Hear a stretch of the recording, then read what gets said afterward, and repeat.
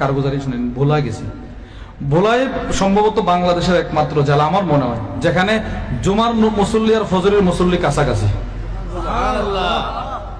জুমার মুসল্লি আর ফজরের মুসল্লি কি কাছাকাছি, একদম কাছে। এই বছর জানুয়ারির 5 তারিখ, জানুয়ারির 5-6 ভোলা ছিলাম। আরো আশ্চর্যের কথা শুনেন, আল্লাহর কুদরত। ভোলা যেতে হলে আপনাকে লক্ষ্মীপুর থেকে 35 কিলোমিটার, প্রায় 30 কিলোমিটার সমুদ্রে থাকতে হয়, সাগরে থাকতে হয়। আমরা স্পিড বোর্ডে উঠছি, মাঝখানে যাওয়ার পরে বোর্ড আটকাই গেছে। ওমা, হঠাৎ করে তাকায় দেখি যে ড্রাইভার সে লাফ দিয়া সাগরের মাঝখানে নেমে গেছে, এর পানি এতটুকু। সুবহানাল্লাহ বলেন না।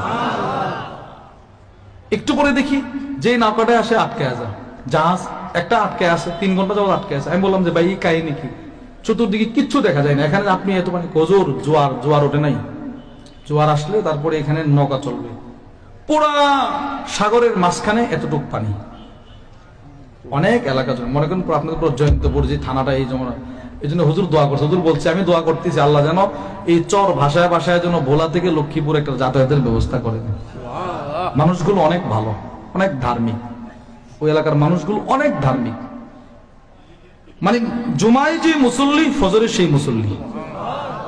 আপনি আমার আর অন্য কোন একটা মাহফিলে দেখান এই পরিমাণ মুসল্লি হয়।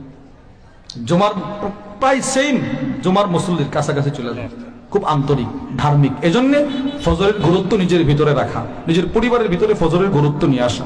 আল্লাহ আমাদের সকলকে যে কথাগুলো বললাম সেই কথাগুলোর উপর আমাকে আপনাকে সকলকে আমল করার তৌফিক দান করেন। আমিন।